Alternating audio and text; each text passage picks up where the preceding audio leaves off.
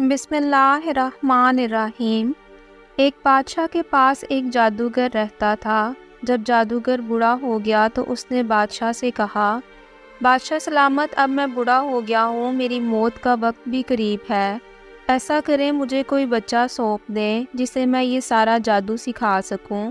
اب بادشاہ نے اس جادوگر کو ایک لڑکا دیا اور وہ جادوگر اس لڑکے کو تعلیم دینا شروع ہو گیا۔ لڑکا جس راستے سے ہو کر جادوگر کے پاس آتا تھا، اس راستے میں ایک راہب کا گھر پڑتا۔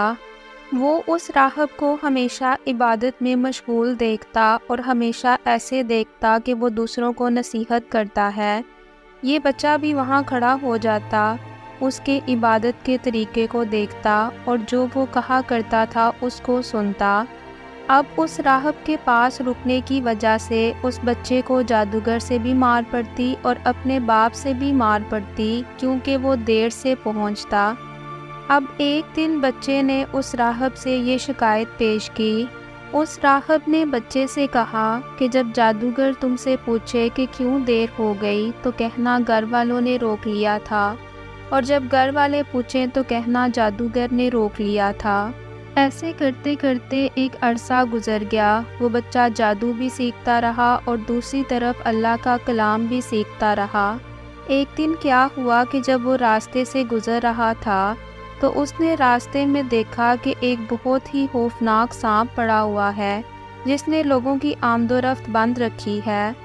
ادھر والے ادھر نہیں جا سکتے اور ادھر والے ادھر نہیں آ سکتے، اور سب لوگ اس سانپ کے خوف سے پریشان کھڑے ہیں۔ اب اس بچے نے دل میں سوچا، آج موقع ہے، امتحان لیتا ہوں کہ راہب کا دین اللہ کو پسند ہے یا جادوگر کا۔ اب اس بچے نے پتھر اٹھایا اور اللہ سے دعا کی کہ اے اللہ، اگر تیرے نزدیک راہب کا دین زیادہ اہم ہے تو اس پتھر سے اس سانپ کو ہلاک کر دے، اور اگر تیرے نزدیک جادوگر کا دین زیادہ اہم ہے تو جب یہ میں پتھر پھینکوں تو اس سے سانپ ہلاک نہ ہو۔ اب اس نے جو پتھر اٹھایا تھا وہ سانپ کی طرف پھینک دیا۔ اب وہ سانپ اسی ٹائم ہلاک ہو گیا اور لوگوں کا آنے جانے کا سلسلہ شروع ہو گیا۔ اب بچے کو یہ سمجھ آ گئی کہ میں جو دونوں تعلیم سیکھ رہا تھا اس میں راہب کا دین زیادہ بہتر ہے جادوگر کی تعلیم سے۔ اب بچے نے یہ ساری بات جا کر راہب کو بتائی۔ راہب نے بچے سے کہا، آج کے دن تو مجھ سے افضل ہے۔ اب اللہ کی طرف سے تیری آزمائش ہوگی، اور اگر تیری آزمائش ہوئی تو لوگوں کو میری خبر نہ کرنا، کیونکہ وہ بادشاہ سخت تھا اور خود کو خدا مانتا تھا۔ اب بچے کے اس عمل کی وجہ سے حاجت مند لوگوں کا بچے کے پاس آنا جانا شروع ہو گیا۔ لوگ بچے سے دعا کرواتے، اس کی دعا سے ہر بیمار تندرست ہونے لگا۔ اب بادشاہ کا ایک وزیر تھا جو کہ نابینا تھا۔ جب اس کو بچے کا پتہ چلا تو بہت سارے تحفے تحائف لے کر بچے کے پاس گیا اور بچے سے کہنے لگا کہ اگر تو مجھے شفا دے تو یہ سب کچھ تجھے دے دوں گا۔ اب بچے نے کہا کہ شفا میرے ہاتھ میں نہیں ہے، میں کسی کو شفا نہیں دے سکتا۔ شفا دینا تو اللہ کا کام ہے جس کا کوئی شریک نہیں۔ اگر تو تم ایمان لانے کا وعدہ کرتے ہو تو میں دعا کروں گا تو تم صحت یاب ہو جاؤ گے۔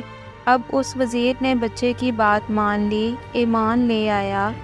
بچے نے دعا کی، اللہ تعالیٰ نے اس وزیر کو شفا دے دی۔ اب وہ وزیر جب بادشاہ کے دربار میں آیا اور بادشاہ نے دیکھا کہ اب تو اس کی آنکھیں روشن ہیں، تو بادشاہ نے پوچھا کہ تمہیں آنکھیں کس نے دی؟ اس نے کہا، میرے رب نے۔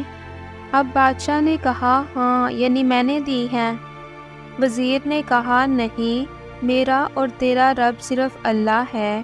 اب بادشاہ نے کیا کیا کہ اس وزیر کو مارنا شروع کر دیا، اسے طرح طرح کی تکلیفیں دی اور پوچھنے لگا کہ تم نے یہ تعلیم آخر کس نے دی ہے؟ اب وزیر نے بتایا کہ میں نے اسی بچے کے ہاتھ پر اسلام قبول کیا ہے۔ بادشاہ نے اس بچے کو بلایا اور کہا کہ تم جو جادو سیکھ رہے تھے تم تو اس جادو میں کامل ہو گئے ہو۔ اندھوں کو نظر آنا شروع ہو گیا ہے، بیمار تندرست ہونے لگے ہیں، اس نے کہا غلط ہے، میں کسی کو شفا نہیں دے سکتا اور نہ ہی جادوگر ہوں، شفا تو صرف اللہ کے ہاتھ میں ہے۔ اب بادشاہ نے بچے کو بھی کہا اللہ تو میں ہی ہوں۔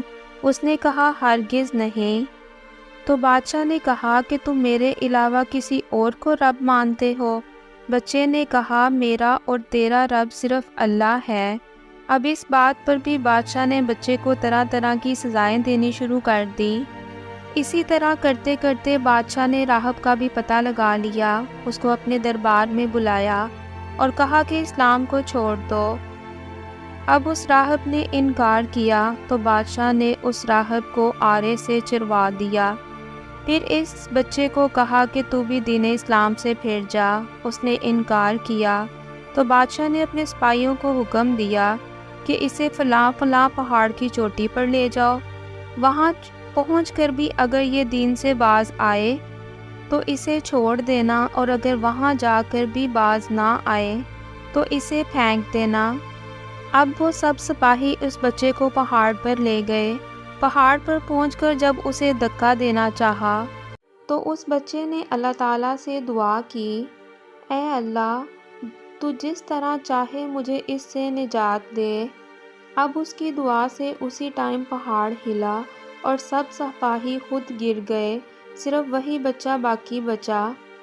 اب وہ بچہ اکیلا بادشاہ کے پاس گیا۔ بادشاہ نے کہا کیا ہوا، میرے سپاہی کدھر ہیں؟ بچے نے کہا اللہ نے مجھے بچا لیا، وہ سب ہلاک ہو گئے۔ اب بادشاہ کو غصہ آیا تو بادشاہ نے اپنے دوسرے سپاہیوں کو حکم دیا کہ اسے کشتی میں بٹھا کر لے جاؤ اور سمندر میں پھینک آؤ۔ اب وہ سپاہی اسے سمندر میں لے گئے اور جب پھینکنا چاہا تو بچے نے پھر وہی دعا کی، اے اللہ جس طرح تو چاہے مجھے ان سے بچا۔ اب جیسے ہی اس نے دعا کی سمندر کی موجیں اٹھی، سارے کے سارے سپاہی سمندر میں ڈوب گئے۔ اب دوبارہ صرف وہی بچہ باقی رہا۔ اب پھر وہ بادشاہ کے پاس واپس آیا اور کہنے لگا میرے اللہ نے مجھے بچا لیا، اور بادشاہ سے کہنے لگا کہ تو چاہے کتنی مرضی تدبیریں کر لے تو مجھے ہلاک نہیں کر سکتا۔ ہاں ایک طریقہ ہے، اگر تم میری بات مان لو تو میری جان نکل سکتی ہے۔ اب بادشاہ نے پوچھا تو اس بچے نے کہا تمام لوگوں کو ایک میدان میں اکٹھا کرو، پھر کھجور کے تنے پر مجھے سولی چڑھاؤ، میرے ہی 3 کو میری کمان پر چڑھاؤ، اور یہ پکارو شروع اللہ کے نام سے جو اس بچے کا رب ہے۔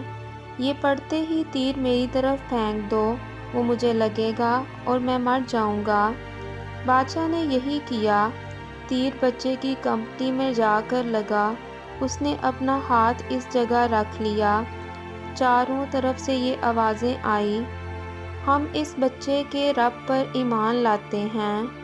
اب یہ حال دیکھ کر بادشاہ خود پریشان ہو گیا اور گھبرانے لگا، کہنے لگا ہم تو اس بچے کی ترکیب سمجھے ہی نہیں۔ بادشاہ کے ساتھی کہنے لگے ہم تو اس بچے کو مارنے آئے تھے، اسے اس لیے قتل کیا کہ کہیں اس کا مذہب پھیل نہ جائے، لیکن جس چیز کا ڈر تھا ہوا تو وہی، اور سب مسلمان ہو گئے۔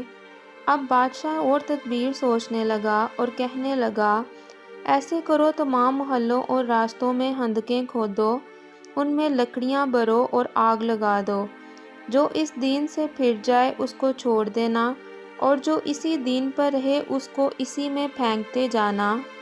اب وہ سب مسلمان بچے کا دین دیکھ کر ایمان لا چکے تھے۔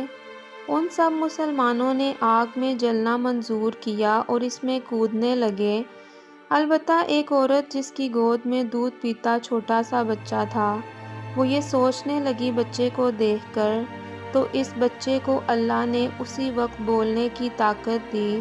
اس نے کہا اماں کیا کر رہی ہو، تم تو حق پر ہو، صبر کرو اور اس میں کود پڑو۔ اس طرح جتنے لوگ بچے کے دین پر ایمان لائے سب کے سب کو آگ میں ڈال دیا، اور صرف وہی بچے جو بادشاہ کے ساتھی تھے اور بادشاہ کے ڈر خوف کی وجہ سے، اس آگ کے ڈر کی وجہ سے ایمان نہ لائے، لیکن صرف ایک بچے کے دین سیکھنے سے اللہ تعالیٰ نے کتنے لوگوں کو مسلمان کیا، کتنے لوگ صرف اس بچے کی وجہ سے دین کے حقدار ہوئے اور جنت کا مقام حاصل کیا۔ اللہ تعالیٰ ہم سب کا خاتمہ بھی ایمان پر کرے، آمین۔